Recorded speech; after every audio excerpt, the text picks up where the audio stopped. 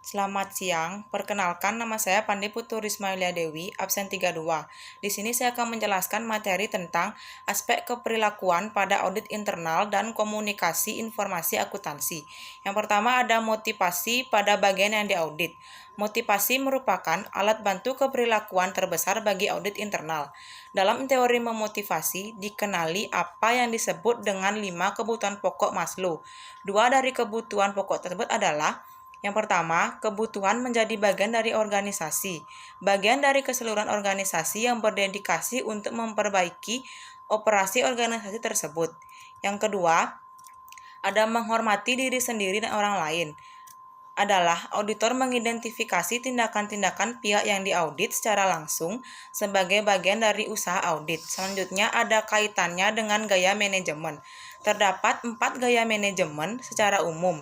Yang pertama, gaya mengarahkan, berarti pemimpin memberikan instruksi spesifik dan mengawasi penyelesaian pekerjaan tugas dari dekat. Yang kedua, gaya melatih, berarti pemimpin tidak hanya memberikan pengarahan dan mengawasi penyelesaian tugas dari dekat, tetapi juga menjelaskan keputusan, menawarkan saran, dan mendukung kemajuan bawahannya. Yang ketiga ada gaya mendukung. Gaya mendukung berarti pemimpin memudahkan dan mendukung upaya bawahan untuk menyelesaikan tugas serta berbagi tanggung jawab dalam pembuatan keputusan dengan bawahan. Yang keempat ada gaya mendelegasi, yaitu pemimpin menyerahkan tanggung jawab pembuatan keputusan dan pemecahan masalah kepada bawahan secara relatif utuh. Sekian presentasi dari saya ucapkan terima kasih. Selamat siang, perkenalkan nama saya Putu Indah Rosyana Dewi, absen 36. Di sini saya akan melanjutkan materi. Yang kedua ada pengolahan konflik. Dalam hal perubahan, konflik adalah suatu karakteristik yang kerap kali terjadi pada proses audit. Konflik seringkali membantu pencapaian tujuan audit, tetapi jika tidak ditangani lebih awal, maka konflik akan menjadi lebih tajam dan luas. Konflik dapat terjadi dalam hal yang pertama, lingkungan, seperti terhadap manajemen. Yang kedua ada tujuan, sebagaimana terhadap auditor eksternal. Yang ketiga ada tanggung jawab, seperti layanan manajemen. Yang keempat ada nilai, dominasi atau persepsi terhadap peran audit dari kacamata pihak yang diaudit.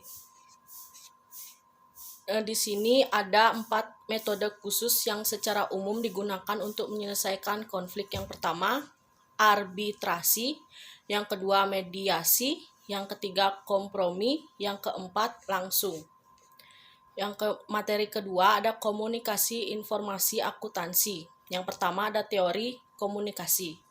Riset menunjukkan bahwa komunikasi yang buruk merupakan sumber konflik interpersonal yang paling sering disebutkan, karena individu menghabiskan hampir 70% dari waktu aktifnya yang berkomunikasi, menulis, membaca, berbicara, mendengarkan.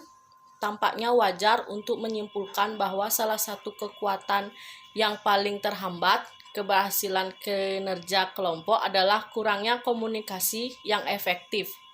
Tidak ada kelompok yang dapat tetap ada tanpa komunikasi. Hanya lewat komunikasi yang merupakan transfer makna dari satu orang ke orang lain, informasi dan gagasan dapat diantarkan. Terima kasih, sekian presentasi dari saya. Perkenalkan, nama saya Ana Agung Ayu Sri Trisma Saraswati, nomor absen 2. Di sini saya akan melanjutkan presentasi.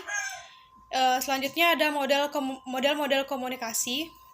Model adalah penyajian abstrak dari beberapa aspek teori dan sistem klasifikasi yang memungkinkan seseorang untuk mengambil serta mengkategorikan bagian-bagian yang potensial menjadi relevan dari suatu proses.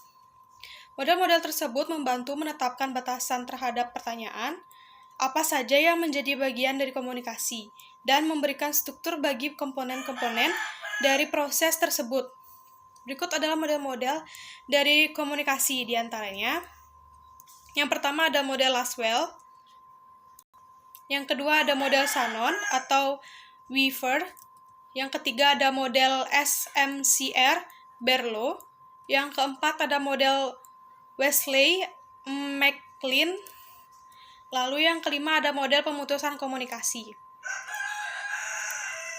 Selanjutnya ada model pemutusan komunikasi. Dan materi selanjutnya ada fungsi komunikasi.